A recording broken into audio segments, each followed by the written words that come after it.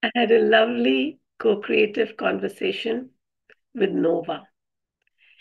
We discussed what is it that we are sensing within ourselves, within the people around us, the events that are taking place in the world.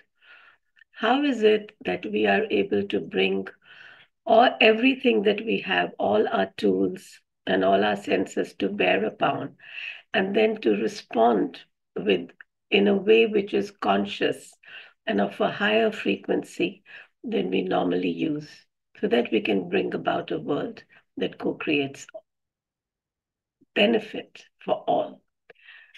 We also are going to talk about, as you will see, the ways in which we can bring happiness into our lives, the ways in which we can bring in a way that makes us happy without hurting other people. Many people talk about people pleasing. Can you get out of, sorry, can you get out of pleasing people without hurting them? So there are different things that we talked about, and I think you will enjoy what we did. Join the conversation. Remember to comment, to give your own questions, and maybe to be a part of our co creative conversation podcast. Thank you.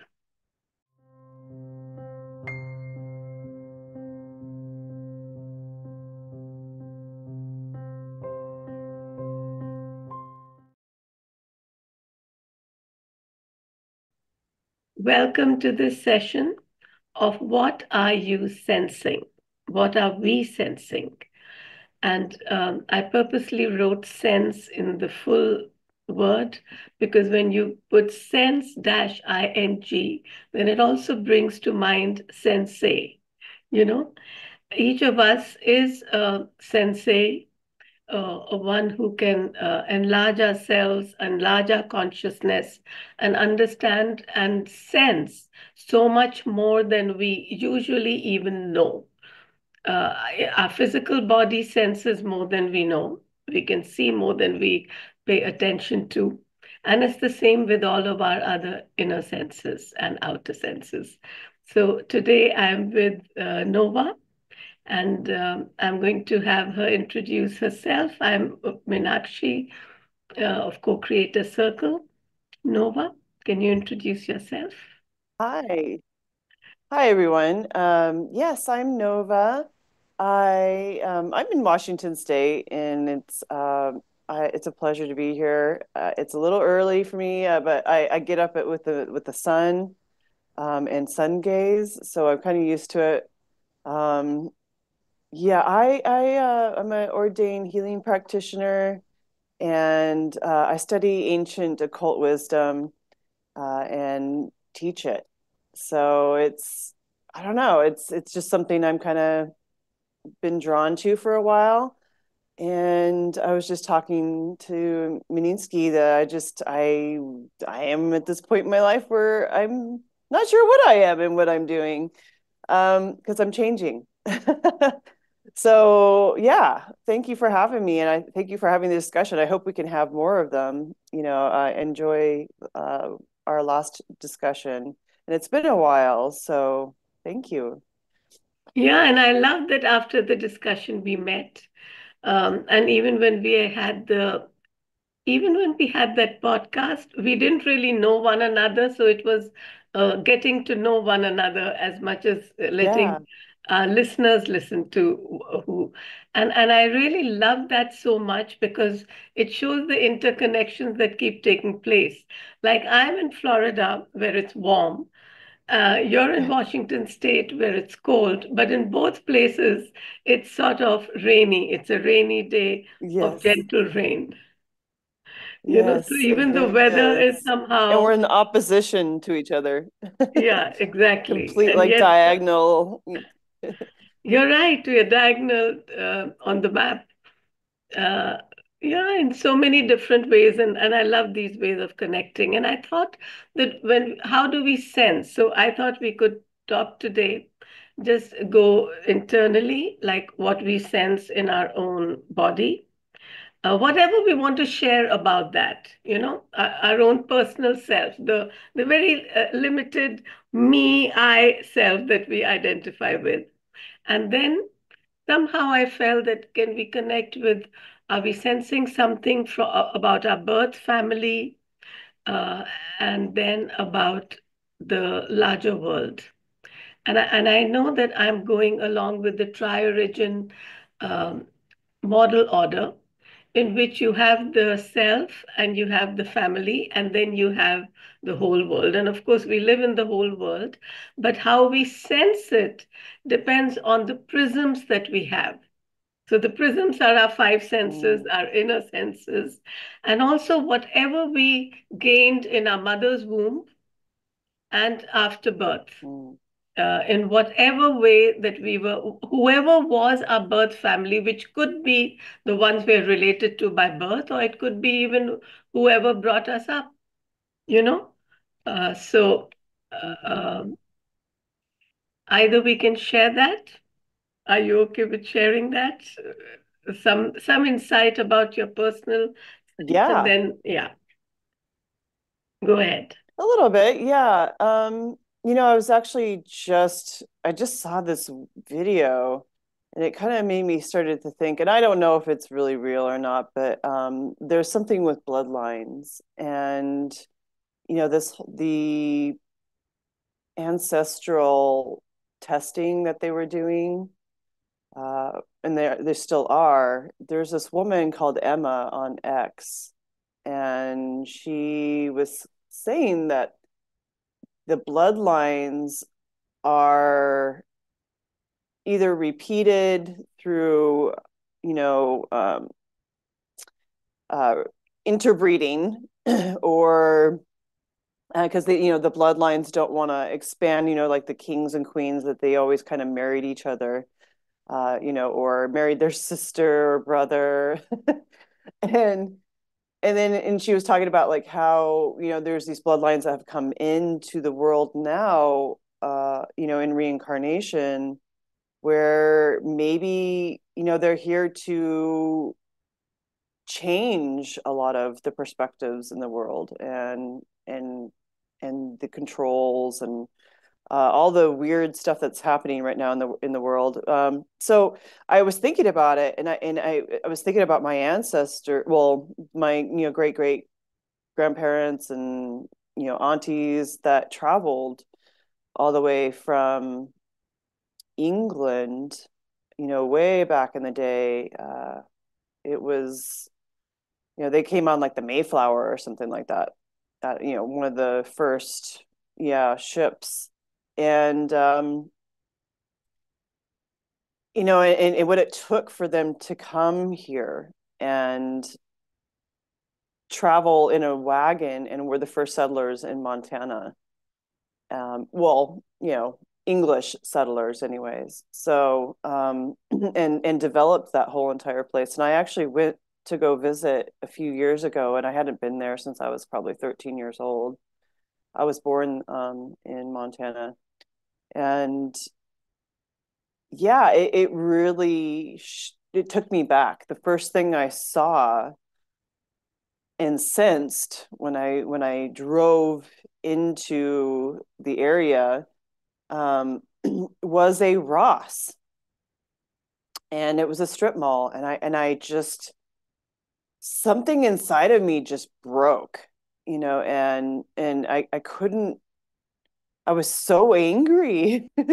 I was mad that this building had just taken over, and this whole culture of shopping, and so I sensed this, you know, something I'd never really experienced before, where what we used to have, as a people is gone, and that's okay, but it's been taken over by this consumption, and stuff from that you buy from, cheap stuff from China, and those people are going through uh, their own sensations of experience, and so it just kind of, this whole ancestral thing came just like was in my face.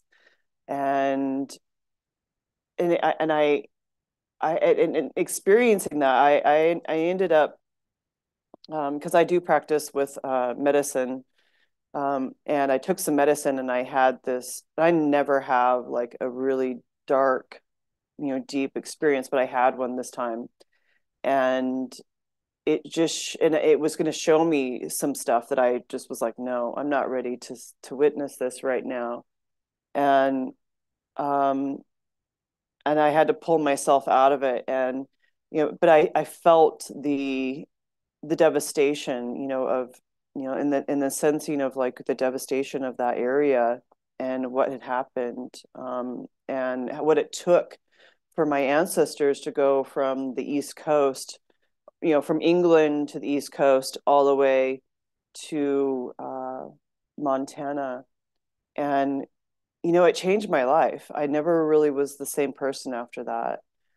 And I started kind of looking at the world a lot differently. I may always kind of have, but um, so just that experience alone, and then coming up to why it's been difficult for me to not necessarily, I haven't had any like really good, you know, intimate male relationships.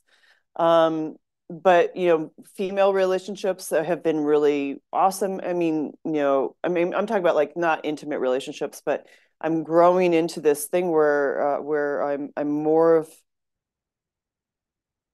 more comprehensive, and I'm seeing myself as a person that is just kind of like a kid, where I'm very honest, and I'm really tough.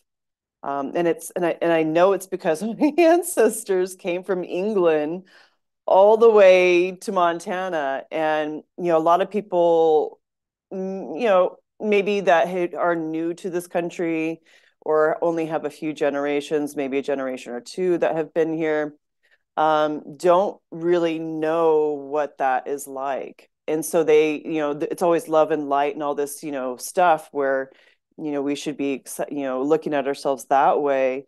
But my DNA is, in epigenetics, it's showing that, I had to protect myself. And then growing up, and, because I didn't really have parents. I had a parent, but she wasn't really able to be there because she had all this trauma that she was carrying, and and gosh knows what happens. She told me a few stories here and there, but I just think about, wow, like, okay, so this is why I'm here today, and this is why it is difficult to have certain relationships with people, because I am very direct and blunt, and I don't really have a filter, because I'm not a child, but I'm honest. And a lot of individuals have difficulty with that, because they shove all that feeling down, and they don't really want to process what's actually going on with them. So, and I'm here to have these sensations of, knowing who and what I am, and I know that I'm more than my ancestors, a physical being. And I know it's kind of a long introduction of like what I feel like I am, and what I came from. But I feel like I've even, come way beyond the stars, and that this is like a cycle that just continues. And I'm kind of bored with it, honestly. I feel like I've done this too many times. And I'm hoping to bring, more creativity, and because I feel like, like this again, we've lost our innocence and our imagination. Not everybody, of course, but I've done it before, I feel. And and people are like, oh well, let's have dinner, or let's have tea and talk. And I'm like, but I don't wanna, I wanna create something. I want to play, and so I'm just, I'm having this sensation that, a lot of people are kind of lost in this. They don't really know what to do with themselves. And so when they come to me, they don't know what to do because I'm like, let's do this and that, and they just, are stuck with their cell phones or whatever it is that they're doing. And so I feel I'm sensing just like, a shift that people are wanting something different. I think that social media is getting ready to tank, not all of them, but I think that we're ready to move forward and kind of get back to our roots, in a more advanced way. I don't know. What do you think about all that, or what is your response, or what is your experience like? I was just taking a few notes because I said I want to respond to so many things that you said. And one which I'm again enjoying so much because, we were talking about the diagonal and the opposites. So you came here when there wasn't, I mean, your parents came or your families came when there was not a USA and created it along with everyone else. And whenever I'm going to jump to the Grand Canyon, because when I go there, I've been there twice. I feel so blessed from both the North and the South Rim. My tears just don't stop flowing. I feel over there such a vulnerability and an openness, and like you said, a no filter of the earth, because the earth is just showing herself. She's showing all the layers that she has been, and just sort of has just opened. Here I am, you can see me, you can see. And the star elders who have been there, because you see that in the paintings and in the etchings on the rock. So there's just so much there that it's impossible for me, and so then the tears just come. And I found over the last few years that for me the greatest time when I know that I'm in front of reality is when tears come to my eyes. And they are neither tears of joy nor of sorrow. They are just a deep connection. And then when I think of coming to the US, before me, my grandfather had sent many of his sons to the US. And so I have lots of uncles here. And I saw that they came here when they were young, they studied and they stayed on here. And they had a tough time because they were Indian. They came at a time when there was still not an acceptance of the brown person. And they came from a very, well-to-do and intellectual families. But that's not how the people here could see them. And so they had a tough time. I saw that. So whenever I got a chance to come to the US, I would say, I'm not going there. You know, I wanted to come to visit, but I never wanted to come to stay. Fast forward to 25 years later, when I've been here for 25 years, I love it. Whenever I'm in India and I'm coming back here, I say, oh, when I go back to India, because I don't think that I'm away from India. Actually, I feel in a way maybe even closer to who I am. And if I'm an Indian, then that's how I feel here, whoever I am. I feel I can be close to whoever I want to be. And one of my neighbors came one day, and because in her mind, everyone who comes here comes from a lack to a place of fullness, the kind of fullness that you just mentioned about Ross, that you actually don't like, right? And that's what people feel you come to America for. And she said, "Oh, you must be so grateful that you're here." And I said, "Can't you just look around you and see that my whole house, which is, I'm very blessed in a beautiful place and has a lot of furniture which I brought from India. And it's very, I mean, can't you see that I did not come here lacking anything?" So I told her actually very calmly, I said, "This is the most difficult place that I have ever lived in." She was stunned. And I said, because I've never had to wash dishes and do all the work and drive myself around. Everything that you feel is freedom for me is a job. I have to drive myself instead of just getting into the car and be driven and get out without thinking of parking. I gave her, but I said, let me tell you, what I love about this space. I can go out into my garden, though I'm in a big city. I'm close to a highway, not too far, close to many shops, but I can go into my garden and see the stars at night because there aren't any lots of lights, you know? And I can see the meteor shower when it comes. That's what I appreciate and love about this place. And I think that's what has happened, what you said also, that people have lost touch with what is really the beauty of where they are living. You know, they've forgotten what is the reality of what they're seeing with their own eyes, and they're not fully appreciating that. And going forward to what you said about innocence and speaking without filter, I said, and the words always come to me, innocence awakens the inner sense, because the two of them really require an openness and being able to feel free to just see whatever you see without, like you said, without a filter. We naturally have filters. So even when I see a photo that people post and they say no filters, and I want to tell them there is a filter. Because when I look at the moon, I see a different thing than what my camera is seeing right then.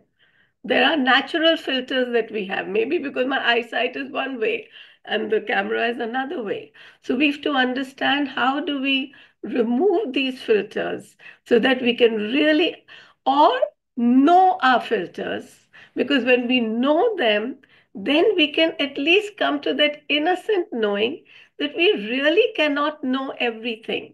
No one person can know everything. But together, as we are talking right now, we are able to bring our senses together and get a more holistic view of what the world is. So, Nova, how do you feel about people when they have a different point of view from you? Yeah, that's a good one because you know, I don't really I respond now, Sometimes I react, but it's very rare.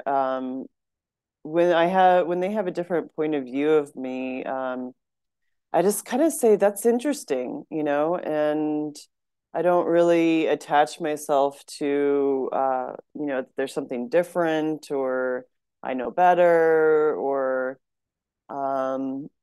it's more just it's their experience, and so it's interesting to kind of hear what they have to say. But again, it's um, whether or not I can pay attention to it, because I really I don't know. I'm done with the mundane, like you were talking about, driving and washing and, what there's just fine. But, I don't want to just have these boring conversations with people and their values and their opinions. I'm more interested in, what it is that makes them work, or tick, and what is it that, you do to move forward, and how do you react to other people or respond to others? So, I can just let them be who they are. And I like how you used the innocence makes your inner sense happen, and that's what I'm actually witnessing right now, with this woman that's staying on the property here. She's got a little trailer out there, and she's learning a lot. She's like, I think she's 53, 54, yeah, 53, and she's learning a lot through me because I don't have this filter, and so I could sit there and listen to her, and but then I might respond, and say no, because I have a good no, a good no switch when I don't want something, or and this is that filter, right? Or where I don't have a filter because I know what I want. I don't necessarily have to make other people comfortable or happy, you know. I'm more about just being my truth and being in my own space and ground. And I think that's kind of what not she's just an example, but just helping her to see that she can also do that, and not have to have validation or, um, or just, and just loving herself and, experience herself and being able to, heal this wound that we have to always please everybody. And maybe, the wound is, because, she had to please her mother or something like that. And so, I can sit there and listen. And it's interesting because sometimes people expect this response, sometimes I'll just sit there in silence and I won't respond at all. And so they'd kind of just look at me like, are they paying attention to me or are they listening? And I'm listening, you know, um, but I'm also just allowing them, they don't need my extra thoughts to bring this to the table, unless they ask me a question, because that's kind of where I've advanced to this place where, I mean, even if it's a question, sometimes I won't answer. I'm learning from an elder here. He's over here making a coffee right now, actually, where he just won't respond to certain things. And I'm just like, oh, that's brilliant, actually, because you don't have to, he can pretend he's doesn't have, he's got bad hearing, so he can kind of just like act like he doesn't hear you, but but he knows. But it's good because then that person has to go into themselves and look at what they just asked or what they just said, because maybe they're just talking to themselves, right? Because I'm the reflection. And so, being able to provide that space for them, and they may not always like it, and that's okay. They don't have to. So, I kind of just, that's how I'm responding to just individuals, to the world, because and to the grass, to the trees, to the animals, just to life in general. And and I'm on 20 acres, so yeah, just being able to be in that beauty you were talking about, and the stars and nature. I was literally standing outside just looking, and she comes up, she goes, "What are you doing?" And I'm like, "I'm just looking." I'm just looking. I'm not doing anything, just looking at the world. And that's maybe odd to some people, and that's okay. But we don't always have to be doing something. And so I don't know, this is why I was talking to you, like I don't really know, because I'm going through my Chiron return, and I don't know. I think I'm just becoming a whole nother person, and people are showing me this good reflection that, I don't know. I mean, my experience, what was your experience when you came into your 50s, and what did you start to sense, and what did you start to feel, and how did you respond to it? Because I mean, for me, I'm just kind of just sitting here, and going, what's next? I'm not quite sure yet. I mean, what was that like for you? Because it's you went 50 years, Chiron returned to the exact point, which is the wounded healer. So all the things that you went through, now you've done it, and now and now your life changes as a result. What was that like for you, and how did you move through that, and what were the senses like for that? So I just so you're saying that for everyone when they turn 50, Chiron returns? I'm very happy to hear that because but Yes, yes, it yeah, tell me does. more about that. Yeah. Yeah, well, Chiron is the wounded healer, and so it's all the things that you've gone through in your life. It's considered to be the maverick, and it goes in between Saturn and Uranus. So it's it does an ecliptic around that area between Saturn and Uranus. And so Saturn is the past, and Uranus is the future. And right now, I believe it's heading to the future, if I remember correctly. So it's already gone through Saturn, and it's going back in, and it's clearly just this now. It's being in the present and being in the now, not like what's happening outside of Saturn or Uranus, because Saturn is very, the boss. It's the one that keeps us in, in control or out of control. And if we're out of control, it will discipline us or, put us in jail or whatever, and then Uranus is over here like chaos and just, the future, and it's not sure what's going to happen. And so, Chiron's just kind of hanging out, and he ended up sacrificing himself. He was considered to be the centaur, and he was the healer. He got hit in his thigh, which is considered to be the animal aspect of humanity, and because he was half horse, right, and half man, so that was his animal was wounded, not the human. And so he had to heal. He couldn't heal that wound. It would just was always hurting him. And so it's this animal instinct that we're not able to heal, that he couldn't heal. And this is what we experience too, by falling into from spirit to matter, which is Pisces to Virgo.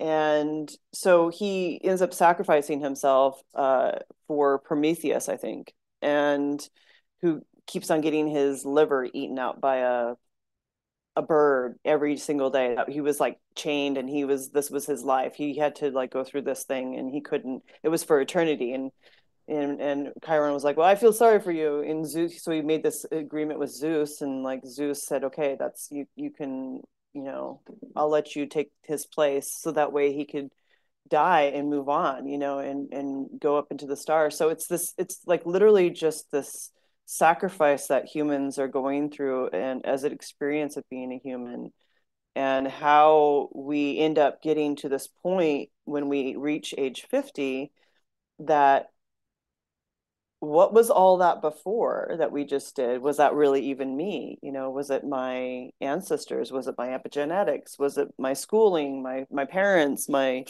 my ideas even myself? And it turns out that the subconscious mind is doing most of the work. It's 95% of our brain is the subconscious, and that's what's acting out. So all the movies, all the songs, all the everything we've ever learned is really what we're projecting. And so Chiron at this point for me, I mean, I literally was like, do I become a nun? Do I, what's next? Do I go to an ashram and just, meditate, or do I continue to just, because I feel like I've healed a lot, and I'm reaching these levels that are way beyond the normal capacity. Not that I don't want to. I'm not that I know everything or even want to know everything, but I'm just, this wound that I have healed. I think I've healed it. Um, yeah, that's what Chiron does. Is he makes you look at the wound and forgive what has happened and in humanity. So if that is helpful for your own experience, and maybe what you went through at the age and where you are now, because I know that you're enjoying life, and I'm looking forward to that. Because not that I'm not enjoying it, I'm just being in it at this time, and that's where Chiron is. It's just like in the now, because I'm actually having my Chiron return right now, and it's with the United States Chiron return actually. So I'm experiencing it at the same time, as the United States, which is really fascinating. Yeah, it is. So, I realized from everything that you're speaking that my 50s, I saw the beginnings of them in my 40s. But of course, the roots were in the earlier days. And I sometimes feel I'm a completely different human being. Am I a walk-in, into my own life? But since I have the full memory and the understanding, and like you said, sometimes you go through when you have a wound. I don't know why, but for me, just like this was, I think, the most comprehensive explanation of Chiron that I have ever heard from what you said, and I realized that. What I was telling someone recently that the most difficult thing to tell someone who's going through pain when you have walked and reached the other side is to tell them that you haven't forgiven anyone who has pained you. You have actually sat with them, laughed with them, even asked them for forgiveness because you have been a part of it. And especially those of us who felt in their childhood a lot of pain and trouble and many things. It's because I saw that the soul wanted that. It helped me to, it's like how Chiron chose that wound. It helped you to ground, it helps you to come to understand this reality and to dull a few of your senses, which otherwise would have just floated through this reality. And we are meant to walk it. So when I became in my 40s, my freedom started because I realized that I'm not going to be wanting to live if I'm going to live by other people's rules. Till then, I kept doing what I felt my role in life till then was to live according to what people expected out of me.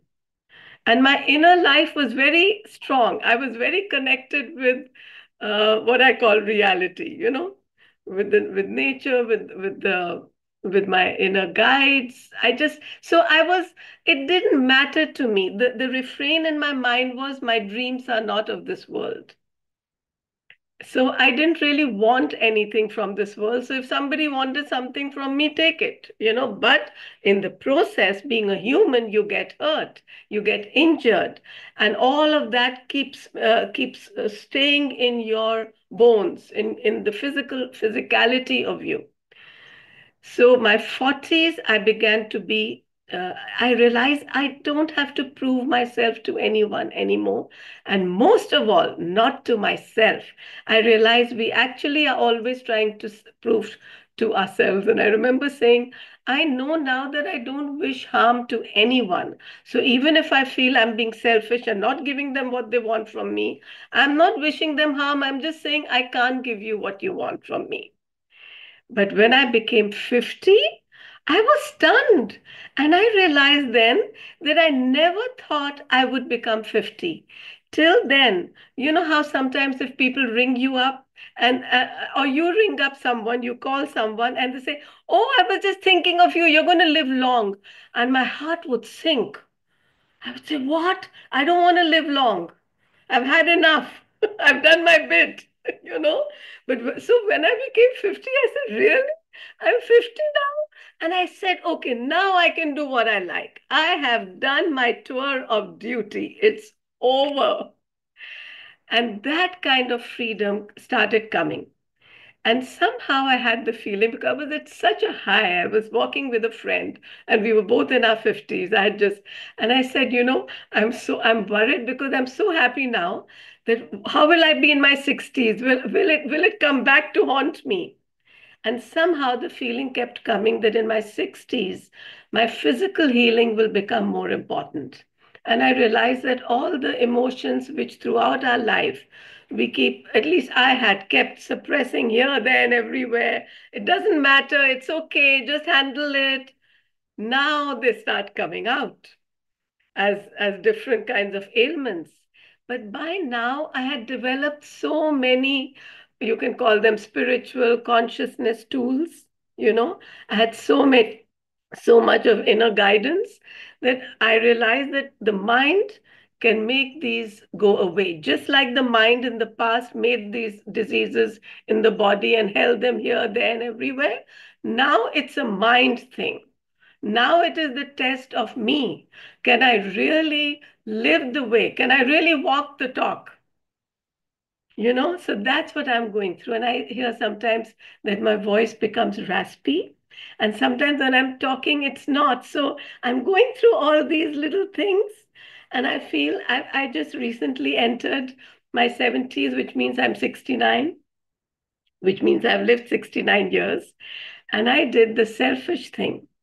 I wanted a birthday, a celebration. So I have a group of people who like to meet on a birthday, and I never like to meet them because they meet. The birthday is an excuse just to eat out. I don't want that. I want the birthday to be about talking to the birthday person. What are you doing? Exactly. Why are you doing it? Hi, Maria. We're talking about my birthday party in which you were. And why what have you learned? It's something like what you're asking me, Noah. Why are we doing what we are doing? What have we done with our lives? And so I first invited them in, and then I said, let's meet another day.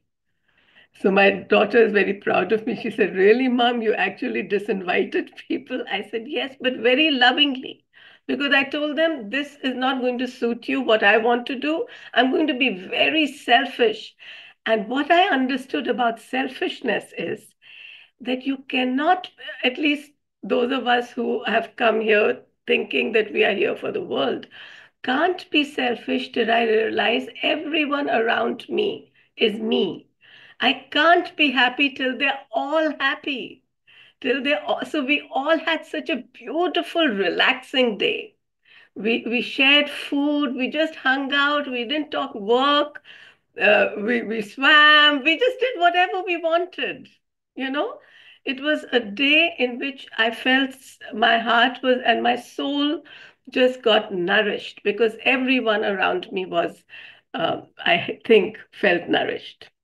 And I think, Nova, if this can help you to feel what's coming to you, because Oh, you're geez. already ahead with so many things.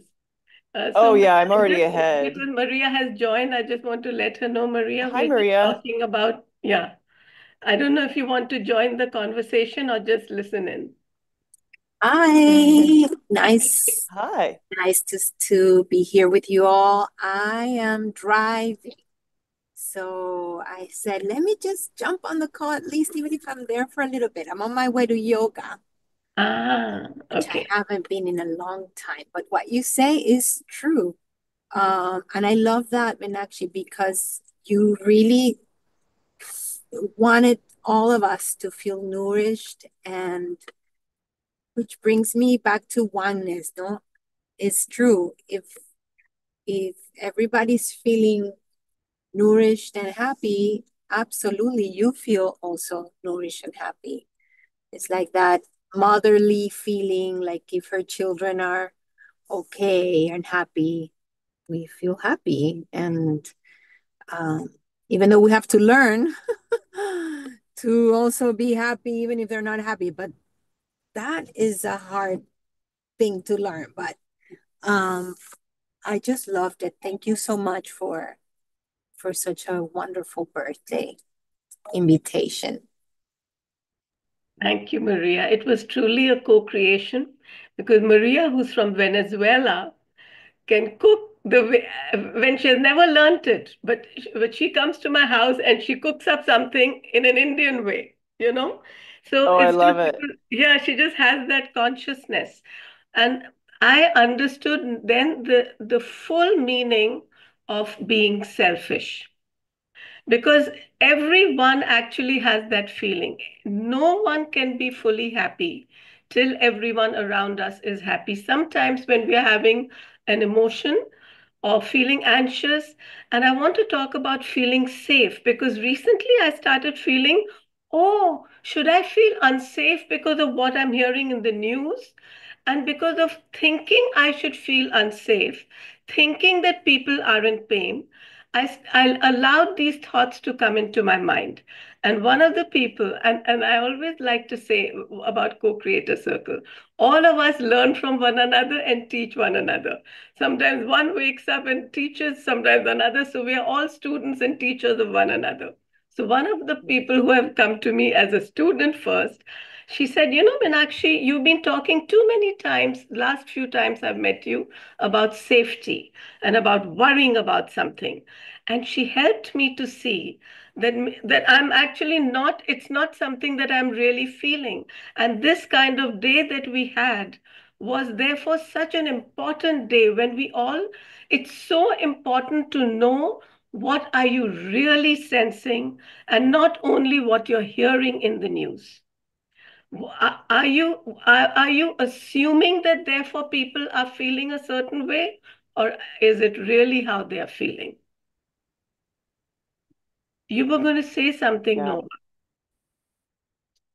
Well, it's interesting because, I, I, I- you know, this fear thing that is going on right now. I'm going to interrupt just for a minute to say Oh, one yes, thing, please. sorry, because Maria said Please go ahead. that you have to also be happy if your children are happy.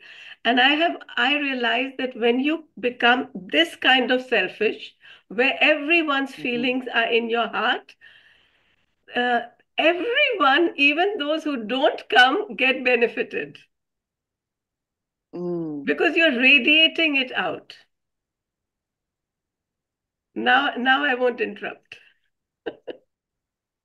Oh, I just have my mic open too because sometimes I might have a moment, but I like that, and and I don't know if I'm ever truly happy. I don't know if that really exists, but I can sense other people, or because I feel like I'm just content, but I'm always in a good space. It because I don't know if happiness seems like it's always been something that was outside of me, and so now at the age 50 I'm sensing myself, and I like that you were selfish too on your birthday, because I'm in the same space where I'm saying no to a lot of people, like, a lot of people that want to go on dates with me when they just are like, oh, let's meet for coffee, or let's go have a drink, or let's have a conversation. And I'm just saying, no, I'm not interested in that. I want to create, like this whole circle is co-creating. And I, I'm interested in doing projects. I'm not interested in really getting to know you because you're my reflection. I get it already. I don't need to understand you because I'm not going to sit there and judge you or say that um, you're not the person for me, or anything. I could just be in your space and adapt to it. I don't need to change it or anything, but I want to do what I want to do now, and because I was doing what everybody else wanted to do for so long. And so, my friends, they would do the same thing. Let's hang out. Let's, have a picnic or whatever. Well, okay, well, I'm over that. And that's kind of where I'm at now. That's why I'm in the country, and I don't know anybody in town. Everybody that I know is global, and I travel to go see them or, experience something there with them. Like when I came to see you, we went to an ashram, or I'm not sure if that's what it's called or not, but we went and saw that. I can't remember what his name was, Swami but Jyotirmayananda. yeah. And I just, to me, I love that stuff. I want to experience joy in that way, with I didn't know all the songs, but I was pretending, and because of it I was actually doing it because I do listen to mantras, and I wasn't raised that way, but I'm able to catch on to it. My friend that I brought with me was like, how did you know the words? I was like, oh, I just, I'm just pretending, and then you get it, and so, it's just, he Because was a you were lot of fun. open and you were being childlike, like you said. Yeah, exactly. And he's like he was really great, actually. I was there for a couple months, and we did so many things. It was so much fun. And he's a really good friend in that way, where you know I actually felt like I could be myself, and we could do many things, and we could, I wasn't bored, and so that was really great, being able to be in that space. And I hope to come back. I actually would like to live there part time. But yeah, just being able to um, you know be in that present moment with yourself and saying it's okay. And if somebody wants to tag along with what you want to do, great. Otherwise, it's okay. I'm okay with doing it on my own. But at the same time, I don't want to. I want a community. So, and I don't know if that's what you were experiencing at this age or not, but I don't, because my astrological chart, I have all the planets pretty much on the right hand side, which makes me interdependent. the left side means independent more so. And I want to work with people. They're the ones that inspire me. And I think I've talked to you about this before, but and and at the same time, I don't want to have to deal with their trauma. And I'm experiencing that right now with this woman here, and because she hasn't healed a lot of things. But it's just what it is, at the moment. I can move away from it. I don't have to listen to it. I don't have to deal with her, but at the same time I have empathy for her, and I don't have to take it personally, with the four agreements. I'm so down for that, and but it's interesting to watch other people that are struggling with the four agreements, taking everything personally, so, and assuming and all this other stuff. And that's why when I was talking about, I just sometimes I don't even respond, because I just want them to feel, or I want to feel what I'm feeling, because it's completely different from what they are feeling, and not everything has to have a response to it. um and I think it's important for people to be silent when they don't know how to do that. And so, yeah, I don't know, I'm kind of rambling right now, but I don't know, I think that this is an interesting time, for all of us, because now we just had this last new moon in Leo, and all the planets that are in alignment right now. It's time for us to get back to being social. We've been, kind of, encapsulated in our own thoughts and our families that were around, and we didn't really want to go out, and we were being restricted by Saturn. And now, we are having Mars and Pluto too, which are opposite to each other, and that has been creating a lot of this inner war stuff, or war with other people. Other countries are having weird stuff happen. And like you said, this news, it's nothing new. It's been this way, and there is nothing to be afraid of, because you are the one that creates your own reality, and you get to choose how you respond to it. And I know that sounds kind of new agey and blah blah blah, but like you said, when we come into this life, we chose this life to learn something, or not to, I don't even like to say the word learn, but to recollect what we are initially. Otherwise, because we were probably just bored somewhere, or we forgot something and we had to come down here, or maybe we were reincarnating too many times and we forgot that this is just a reality. It's not of many realities that we can create. So the mind is, in the heart. You got to listen to that heart space, because that's what really that sensing is. And I sense the world right now in peril, and because it is my reflection, and at the same time I'm letting and allowing it to experience itself, and not take on the world's troubles on my shoulder, that I need to fix this world, because it will do it on its own. It needs to go through what it's going through, and we're all a part of, like, you know, that consciousness to move past the maritime law, and this whole legalese system that is spread throughout the whole entire world. And man, so much has happened. And it's quite amazing now that we actually are becoming free in the United States. A lot of people didn't realize, but we were enslaved with taxes and other things. I'm not going to go into it, politics too much. So this is a huge time where the consciousness is ready to move on and stop and free itself from being in control of others. It's going to be a slow process, but we're here finally, and heck yeah, is all I got to say. So welcome everybody, to this new paradigm that we're in. I love what you spoke about so many things. one of the things that you said was about silence and community. And it's very interesting that I realized one of the reasons why I asked the group of people not to come is because I found myself writing to them, please, if you don't mind, that when you come, we won't have conversations about this. Please do that and not this. And I said, what am I doing?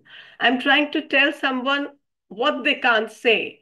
So obviously, this is not the place that they need to be. They need to feel free to talk whatever they want to talk, but they don't have to come to this gathering to do it, you know.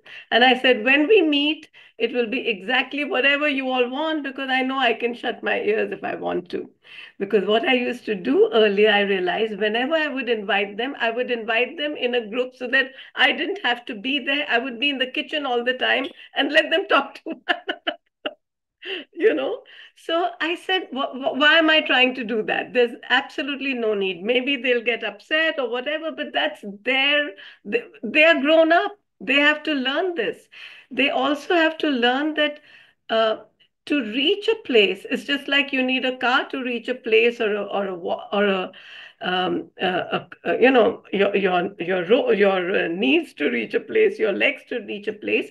You need a vibration and a frequency to come to a certain place. And this gathering would not have was not in that same frequency.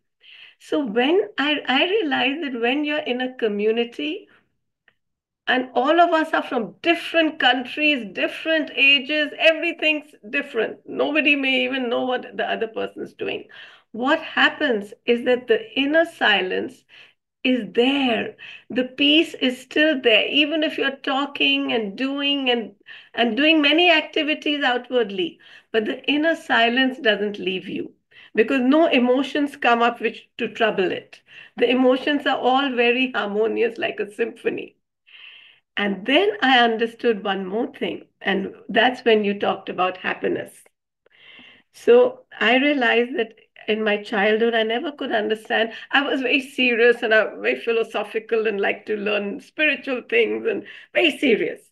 And so I you see, somebody gave, my sister actually gave me the book, The Art of Happiness by Dalai Lama. I said, why is he writing about happiness? It's such a flighty thing, you know?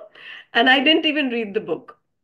And then one day, and this is now in my 50s, that's why I'm telling you 50s are really a good time. I realized, because I used to say, oh, I don't need happiness, I'm in joy. I said, no, no, to live, if I have to keep living on this earth, because if you're in joy and bliss, then why are you living here? You don't need to be here. You might as well go back to the stars, but you're here for a reason. I need things in this reality that I really enjoy and make me happy. And I don't know, for some reason, I realized that it's important to be happy. And later, when I've learned six key and tri-origin and many things, I realized that happiness is the brightness. It's how when the crown chakra starts opening, then that is the feeling that you get. And there are two that for me, I find it as two levels. Yes, it's true, you don't need anything to be happy.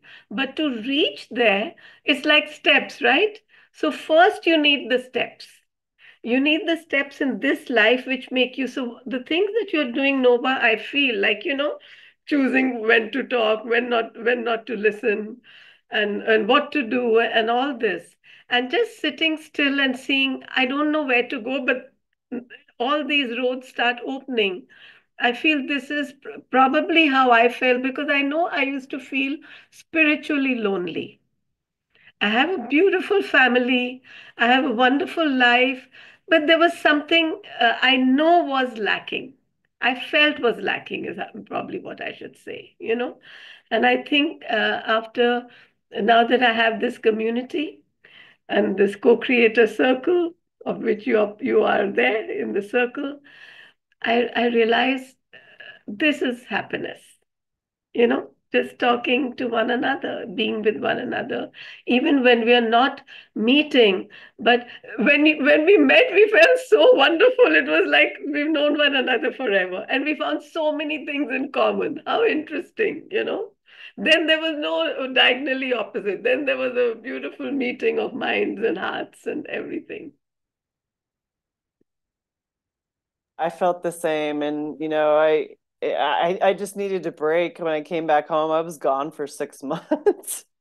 So I in my the end of my trip was really interesting. It was during Mars and Pluto. Again, it was opposite in December. It's been over back and forth over it 3 times.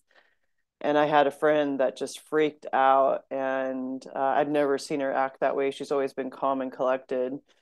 And so I just kind of needed a break, but this is definitely the moments where, this is why I do my podcast, is because, it brings me joy and it makes me happy, because no one else is going to make me happy. And right now, this is what, and I realized that when I was gone for so long, that there's really nothing on the external world that is going to do anything except for just being around, myself and experiencing new things. And that's kind of where I'm at. I want to experience new stuff I've never done before. And, and that's okay. I'm okay with it, because before I'd people please and, go out with them. And, I just don't want to do that anymore. I want to do what I want to do. And if they can't come up with some idea, or they aren't a kid for, they aren't childlike, and they're not going to be able to keep up with me. Not that, I'm opposed to them, but I guess I have this one question for you, because I know that you're married and you have friends, and I haven't had a relationship. And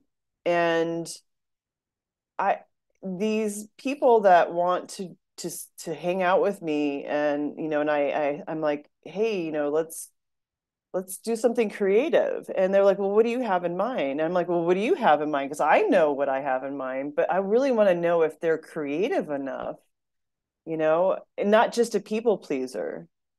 Can you actually create something? And I don't know if I need to, because I feel like that I'm being very feminine right now, and I'm wanting to receive and be feminine instead of always, because I've done the whole domination thing of, like, being masculine, and it just didn't work. With males anyways. With women it's easier, because they're more like, let's just do this and that. They can be, but males, they can be very, I don't know, people, they're pleasing, they want to help, and then they lose themselves too, because they're not really being authentic to themselves. So I don't know. I mean, is that what you kind of experienced in your 50s? Was like, people that, or that you wanted to be more creative, and that, maybe you felt like you were, or what was that like for you? I think it was not even, this could have started earlier because, yeah, like you said, I am married. I mean, he, in Yeah, for that sense, sure. I will say is my best friend because he knows everything about me. But I think what happens for me in a relationship is you feel you should do everything together. And the freedom came when I realized that we don't need to do everything together. Each of us needs to be able to grow. We are like a tree. I mean, the trunk is there, but each thing branches out in its own direction. And it's okay for that. I mean, he loves playing golf. I don't.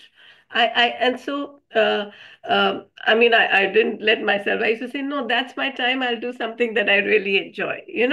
So once we realize that it's okay for each of us to follow our own pursuits, to know one another's friends, but not always be together, sometimes not, then it's okay. I mean, because when you, I mean, that's one, uh, but that loneliness, see, hadn't gone away because the soul wanted something else. So one of the ways in which it helped me is when I was going through one of the our family was going through a low financial period in our life. Uh, at that time, I was also doing meditation circles. We would meet. So and I realized once you start having a circle, you just decide, I'm going to do it. People just start coming. It doesn't matter what that circle's about. It can be a book club, it can be anything.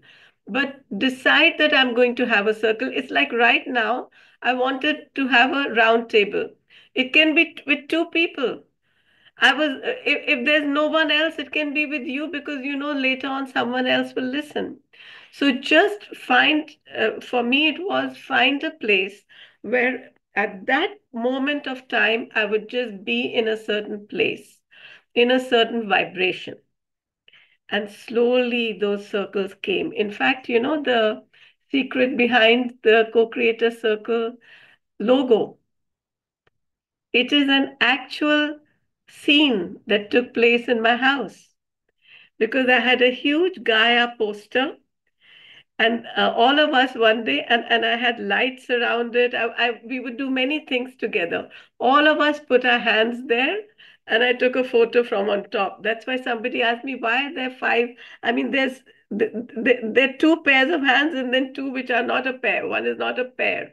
I said, because the other hand was taking the photo. So I gave it to a graphic designer and she made it with that photo, you know? So those years were so precious because we would meet every week. We did so many different things together. I would bring other teachers. So this was in real life, you know, in person. And then when COVID and everything, all these things, we stopped meeting physically, and then we started meeting different people here. You know, also I realized one more thing, how it's so important to know that we have many options in life and to explore all of them. And I think then that is when we allow we really start seeing who we are. Because it's true that the world is a reflection of who I am, you know, but not no one person, one place, one thing is that reflection. All of it together is the reflection of me. So one of the things which I also suggest is that if someone tells me something about myself that I didn't know, I won't say it's wrong. Because after all, I can't see my physical back, right? Someone can see me. I don't know if you're familiar with the Johari window. It was made by Johari, three psychologists. That's why it's Joe and Ha, and each of their first names. And it is four. You know, it's a window of four. It was it's in one of my books, Focus and Perspective, which is but not in my printed book. And so it has two axes. One is what I know, and one is what I don't know. What is what others know. So one window is what I know and what others know about me. My name and this, that, and the other, you know.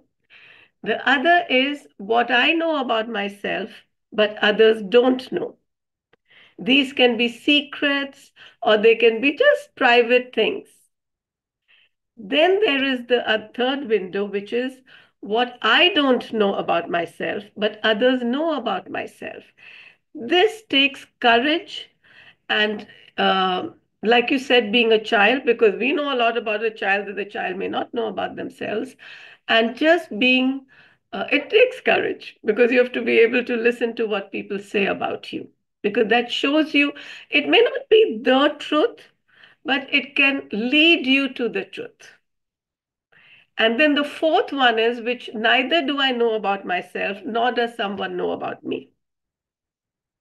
You know, and that is what we have traditionally called the unconscious.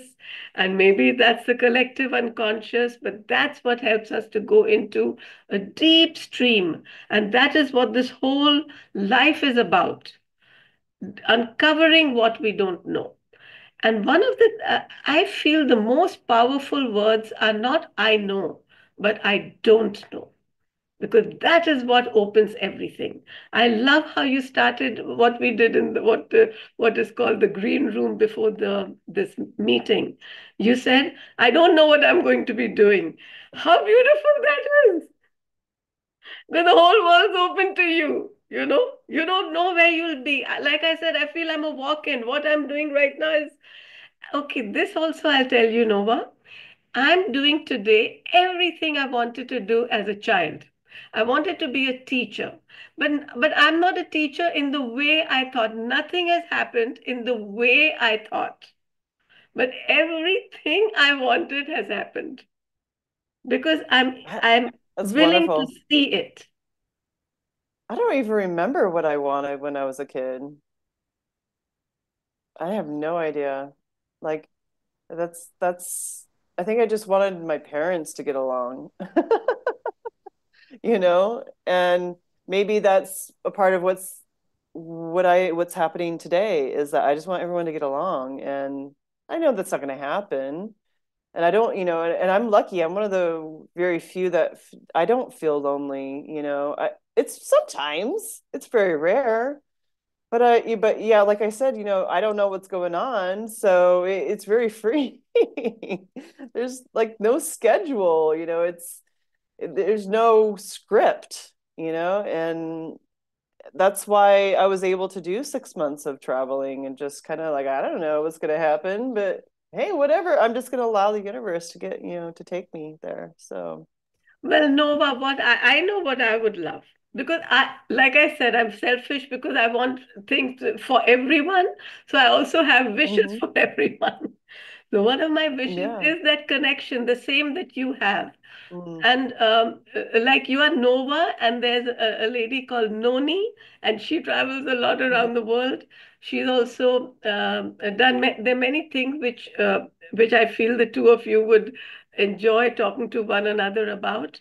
And that's one of the reasons why I started Co-Creator Circle because that, like you said, community. It's important to have a community, and if you can have it in the Mhm. physical, great. But if you don't, that's actually even greater. Because you're talking and you really get a sense. Now, you told me what's happening in your world. I told you Yeah. what's happening in mine. And I Yeah. would love everyone because then you have a member meeting once a month and we can talk about different things. It doesn't matter how many show up or who Yeah, comes. I would love that. Yeah, that'll be great. Let's do it. I'm Yeah, let's down. do it. Exactly. Yeah. And I And think I'm going to be coming back in that direction in October. So, I'm hoping to stay for, at least a couple months or so, or I don't know, maybe indefinitely, because I have some other friends that live in Florida, up a little in Jacksonville and stuff. So, and we're wanting to, really get into law and, not only be sovereign spiritually, but to like be sovereign on the physical plane. So, and so that way, because I know that Florida is one of the most progressive states. I that they're even trying to pass. I don't know if it passed or not. I know it passed in the House of Representatives where they're wanting to go back to the gold and silver standard. And so, it's interesting what's going to be happening. And I would like to see what everyone else is thinking. Like, do they even know what's happening? And like I just watched the movie Conclave last night because somebody was, saying that this is actually what's going on. And I was like, yeah, whatever. I could see some of it, but I mean, there was a lot of symbolism, definitely for sure. But the ending like surprised me. I won't spoil it for anybody if you haven't seen it. But I was like, whoa, okay. Yeah, I could see this, not necessarily, happening with the Vatican, but just in general with the world, like I don't want to spoil it, but the feminine is coming back in a strong way. yay, I love that. Yeah. Nova, um, since you talked happiness, I also want to say because, and you're coming back and everything, that one of the things also that people are doing is teaching. So, for example, Mm-hmm. we have Andreina Pradas, and she has got a program called Seven Steps of Happiness. And I was reading Mm-hmm. it's a book and it's also something that she does. She used to be in the corporate world. She left it, but she realized when Mm-hmm. she was there how stressed people are at work. and no one's giving importance to their humanness and to their Yeah, happiness. So she goes back into corporate right. world to show them how happiness is not just something just to feel, but if you focus on your employees' happiness or the staff or your own, it actually even helps, to get what you want, in terms of profits or whatever. So it's an individual and also for people for in general. And I realized that when I was reading it and what she had written, that it's not just even for a corporate world. It's a all of us are doing some work or the other. It's a well-being, It's how it helps us to feel Mm, a sense of well-being. It's not a flighty thing. mm, Happiness is a very necessary state of being because and contentment that you're feeling mm, is a beautiful step towards that, you know. mm. But I Sorry, I think I realize, might be yeah. losing a little connection. Okay. So, Nova, I see that we have gone very beautifully into a little over an hour. I don't know if we want to close or you have any closing thoughts about what are you sensing in today? I've been seeing definitely a where the consciousness is, it's ready to start taking baby steps to free itself from being controlled, not necessarily just slavery, but just being controlled. And I think, like myself, you were talking about teachers. Sorry if I'm breaking up because my internet's a little bad, but um, I'm sensing that the teachers that are here today, like, myself, you, or whoever, that are working, or not, I guess I don't like that word because it means war, that are assisting humanity, and the reflection to see itself, is, you don't have to take it personally, and that we can move through it a lot smoother if we just realize that, we're all going through something, whether it be suffering or happiness or whatever, and we're not alone, and that this is such a huge time because what's happening just in the United States is the first time it's ever happened with a president. And a lot of people don't know what's going on, and that's okay. But the consciousness is saying, we're either going to work together or we're going to, lose control. And losing control is a good thing.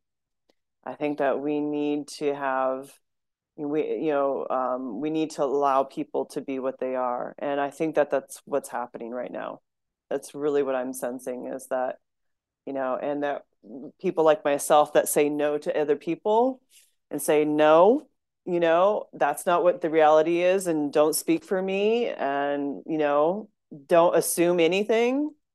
They're learning and they're waking up. And also, because I'm not going to enable anybody. And I'm okay with that price, if they don't like it or not, because they're not supposed to. They're not supposed to. Humanity really needs to learn how to free itself, and experience being childlike again. So good luck, everyone. It is that wonderful journey, and hey, let's do it.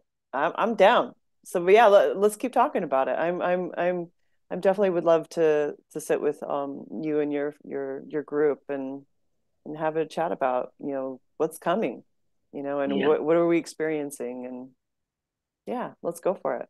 Yeah, we'll have Thank you these so much. regularly. The sense that I'm getting, just I know that your internet is, so I'll keep it short.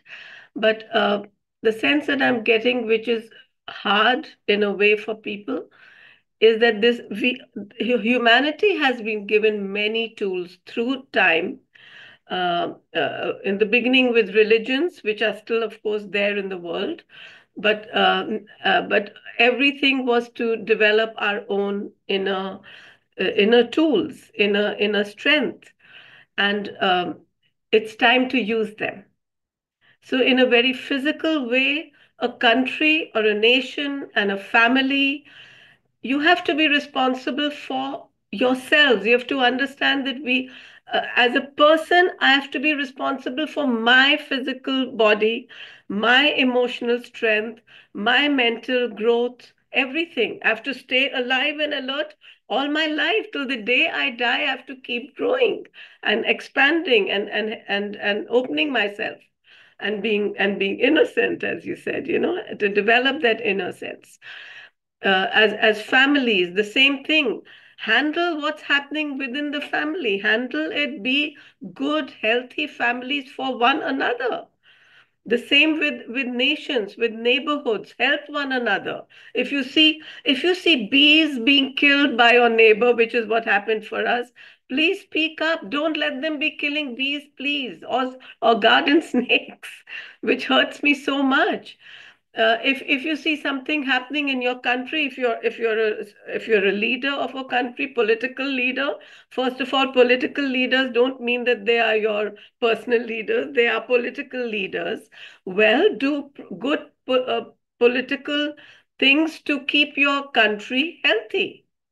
So the whole thing, I think, the lesson that I get from today, what's happening in the world, because what's happening in America is sort of rippling everywhere, and what's happening in the world is rippling here. So we are interconnected.